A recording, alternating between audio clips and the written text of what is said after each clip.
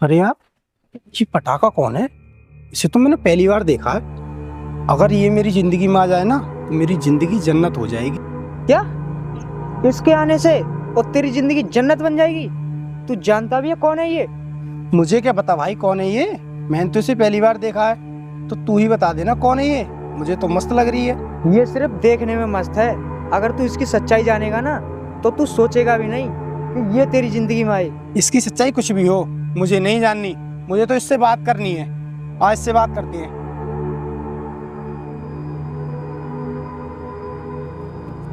हटो मेरे रास्ते से, ये क्या बदतमीजी है? ये बदतमीजी नहीं मैडम, ये तो दीवानगी है। दीवानगी? कैसी दीवानगी? दिमाग खराब हो गया है क्या जो फालतू की बकवास कर रहे हो? दिमाग खराब तो नहीं है, लेकिन तुम्हारा हुस्न देखकर मेरा दिल जरूर खराब हो गया है। अगर तुम्हें थोड़ा सा तरस आए मेरे दिल पर तो थोड़ी सी मदद कर दो। अंधे होके दिखाई नहीं देता मैं शादीशुदा हूँ? हम अंधे नहीं हैं, हमें दिखाई दे रहा है कि तू एक शादीशुदा है, लेकिन ये तुझे चाहता है। अब तू बता, तू उसे चाहती है क्या?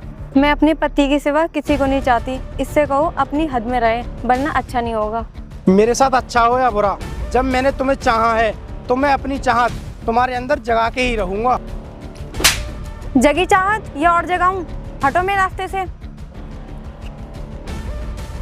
देखा तूने, मैंने तुझसे बोला था ना, ये गांव के लोग होते हैं ना, ये बदतमीज होते हैं, इन्हें अकल तो होती नहीं है। बेकार में तू खामखा इनके लफड़े में पड़ रहा है। नहीं, इसे तो मैं एक दिन पाकर ही छोड़ूंगा, चाहे मुझे कुछ भी करना पड़े। चल अब बैठते हैं।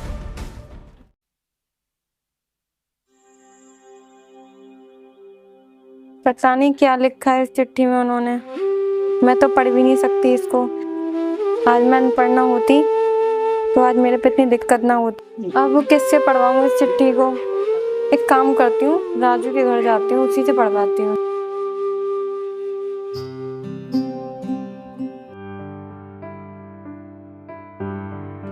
अरे भाभी, कहाँ जा रही हो? अरे देवर जी तुम, मैं तो तुम्हारे घर ही जा रही थी। अच्छा हुआ तुम मुझे यहीं मिल गए। मेरे घर जा रही थी, लेकिन क्यों, कुछ काम है क्या? हाँ, तुम्हारे भैया ने चिट्ठी भेजी है, वही पढ़वानी थी। अच्छा, चिट्ठी पढ़वानी है तो अभी पढ़ देता हूँ। कहाँ पर है, लाओ। चिट्ठी तो ये रही, आओ घर ही बैठ के पढ़ देना। चलो।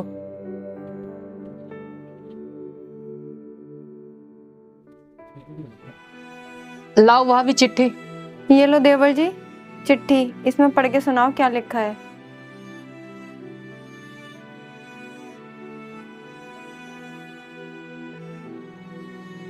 भाभी खड़ी क्यों हो, मेरे पास बैठो ना, बैठकर सुनो भैया ने क्या लिखा है।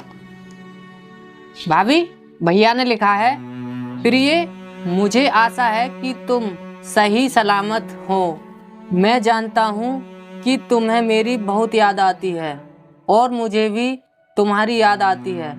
भाभी, भैया तुमसे बहुत प्यार करते हैं। उन्होंने ये नहीं लिखा है इसमें, वो कब आएंगे? हाँ भाभी, लिखा है ना, मैं जल्द वापस आऊंगा, तुम चिंता मत करना।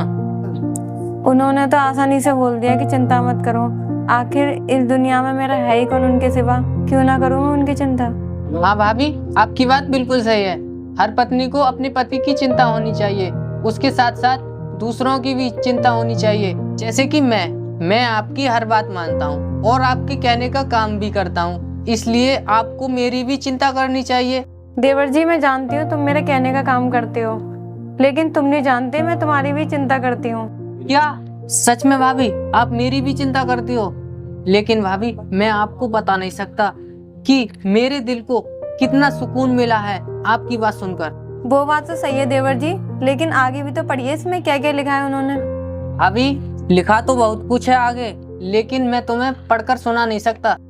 ऐसा क्या लिखा है जो आप पढ़ के नहीं सुना सकते? कुछ भी लिखा हो पढ़ो। भाभी, इसमें जो लिखा है ना, वो मैं पढ़कर तो नहीं सुना सकता, लेकिन हाँ करके दिखा सकता हूँ। करके दिखाऊं क्या? देवर जी क्या मतलब है आपका? कहना क्या चाहते हो आप, साफ साफ बताइए ना। भाभी, आगे कुछ नहीं लिखा है इसमें, मैं तो मजाक कर रहा था बस। ये लो अपनी चिट्ठी, मैं चलता हूँ।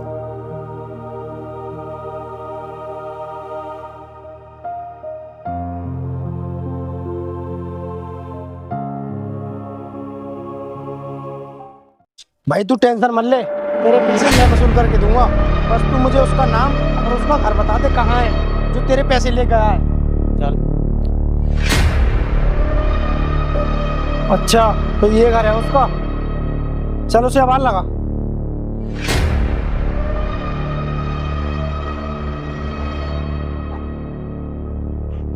चंदन, चंदन बाहर आ निकल के। अरे कौन है तुम यहाँ क्या करने आई हो? इस पर है तेरे पैसे। अगर तूने पहले बता दिया होता ना कि इस पर तेरे पैसे हैं तो अब तक तेरे पैसे तुझे मिल गए होते। अब तो बता दिया, अब दिलवा दे। अगर मैं तुम्हारा सारा कर्ज निपटा दूं तो तुम उसके बदले में मेरे लिए क्या कर सकती हो? हमने कर्ज लिया है तो हम ही निपटाएंगे, हमें नहीं चाहिए तुम्हारे हराम के पैसे। तुम गरीब लोगों में यही तो कमी है। अगर कोई तुम्हारी मदद करना चाहे ना तो तुम उसे गलत समझते हो। तुम्हें ये कमी लगती है? कमी नहीं, खुददारी है। हम गरीब लोग हैं, मेहनत करके खाते हैं, किसी से भीख नहीं मांगते। हमें मुझसे का खुददारी क्या होती है? हम तो इतना जानते हैं कि कर्ज मांगना भी भीख के बराबर होता है। देखिए, हमने कर्ज आपसे नहीं इनसे लिया है, आप यहाँ से जाइए। अपना कर्ज अपने आप वसूल करना, मुझसे मत कहना कि ये वसूल करवाओ। कुछ बोलता तो है नहीं, मैं चलता हूँ। एक हफ्ते के अंदर अंदर मेरे पैसे मिल जाने चाहिए। बोल देना अपने पति से।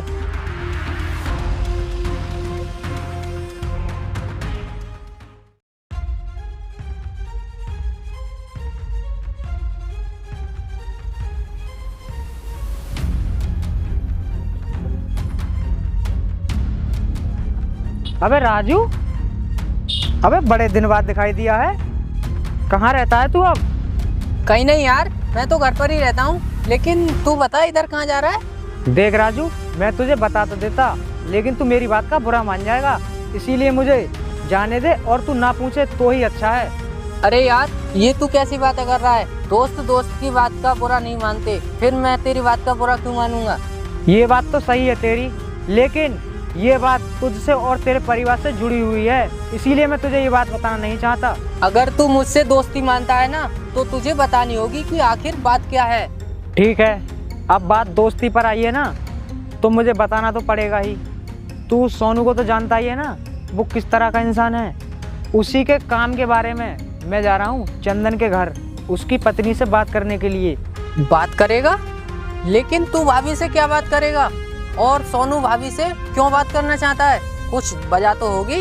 वजह है, और वजह है उसकी सुंदरता। और वो सोनू है ना, उसकी सुंदरता को देखकर पागल हो गया है और वो उसे हर हाल में पाना चाहता है। इसी के बारे में मैं उसके घर जा रहा हूँ उससे बात करने के लिए। उस सोनू की नीयत के बारे में तो मुझे अच्छी तरीक़ा से पता था, लेकिन उसके साथ रहने से तेरी नीयत खराब हो जाएगी ये मुझे कभी नहीं पता था। तू मेरी नीयत पर शक कर रहा है? तेरा कोई हक नहीं बनता जो तू मेरी नीयत पर शक करे। और मैं तुझे अच्छी तरीके से जानता हूँ कि तू कैसा है। तू अपनी भाभी का अनपढ़ होने का नाजायज फायदा उठाता है।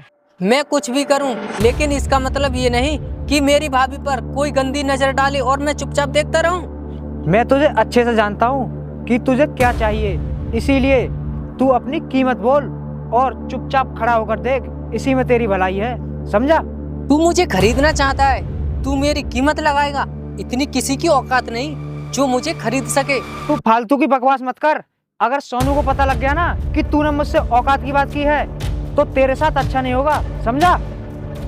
आया बड़ा औकात वाला।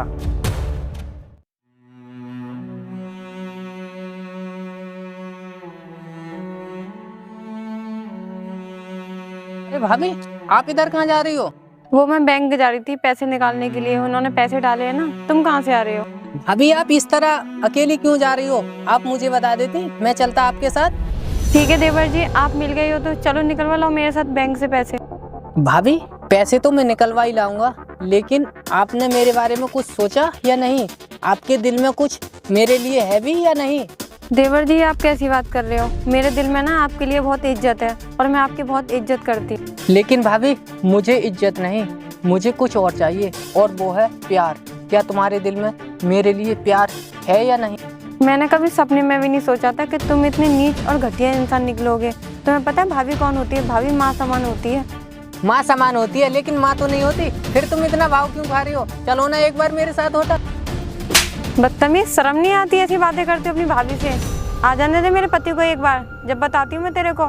तुम्हारा पति मेरा कोई सगा भाई नहीं है जो तुम मुझे उसकी धमकी दे रही हो। तुम्हें तो शुक्र करना चाहिए कि मैं तुम्हारे हर काम में आता हूँ, वरना आज के ज़माने में कौन किसके काम में आता है और तुम मुझे ऊपर से थप्पड़ मार रही हो। अगर मुझे पता होता ना तू इस लालच में मेरे काम आता है, काम की तो दूर मैं तुझसे बात भी नहीं करती। और आज के बाद ना मेरे साथ ये बातें कर मत देना, वरना बहुत गलत होगा। निकल जाए यहाँ से। अभी तो मैं जा रहा हूँ, लेकिन तुम्हें इसकी कीमत चुकानी पड़ेगी, समझी?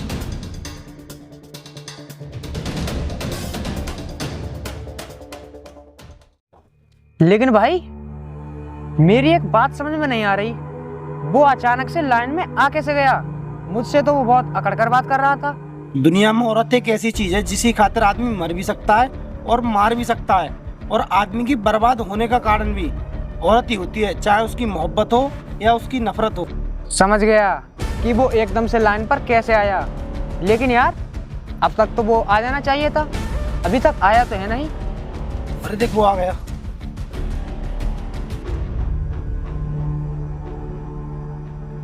अरे राजू आ गया तू?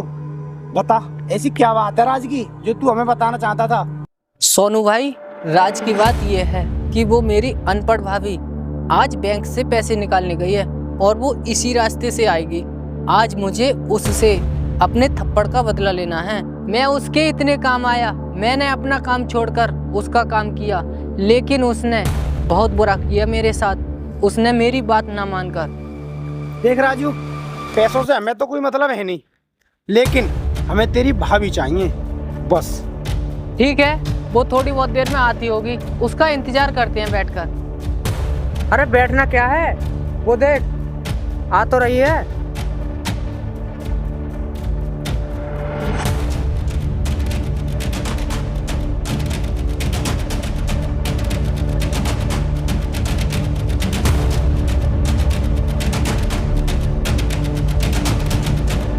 और भाभी, निकालना ही पैसे?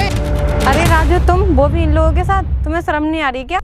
शर्म तो तुझे आनी चाहिए, मुझे नहीं। मैं तेरे इतने काम आया, फिर भी तूने मेरी बात ना मानकर बहुत बड़ी गलती कर दी। अब मैं उस बात का बदला लूंगा। लाओ ये पैसे मुझे दे। नहीं ना राजू, ये पैसे मत छीनो, ये मेरे पति की कमाई है। अब ये पैसे तुझे नहीं मिलने वाले। सोनू भाई, ये तुम्हें चाहिए थी ना, ले जाओ इसे। अब इसे कोई नहीं रोकेगा। ओए, ऐसे कैसे नहीं रोकेगा कोई? मैं आ गया, मैं रोकूंगा तुम्हें। तू आ गया तो क्या करें? तू क्या रोक लेगा हमें? रोकने की तो बहुत दूर की बात है, तू मेरी पत्नी से हाथ लगा के देखा। राजू, तू इन लोगों से कुछ कह क्यों नहीं रहा है? ये क्या कहेगा, यही तो सब कुछ करा रहा है, ये सबसे बड़ा गद्दार है। नीच, तुझे शर्म नहीं आई इन लोगों का साथ देते हुए? दे मेरे पैसे। भैया मुझे माफ कर दो, मुझसे गलती हो गई। और भाभी, आप भी मुझे माफ कर दो। आप भैया के साथ घर जाओ, मैं इन लोगों को देख लूंगा। जाओ। राजू, तू इन लोगों के हाथ क्यों जोड़ रहा है? तूने तो सोनू भाई से वादा किया था कि तू उसका साथ देगा, फिर तूने उसका साथ क्यों नहीं दिया? पुलिस का लफड़ा ना हो, इसलिए मैंने चंदन के सामने नाटक किया।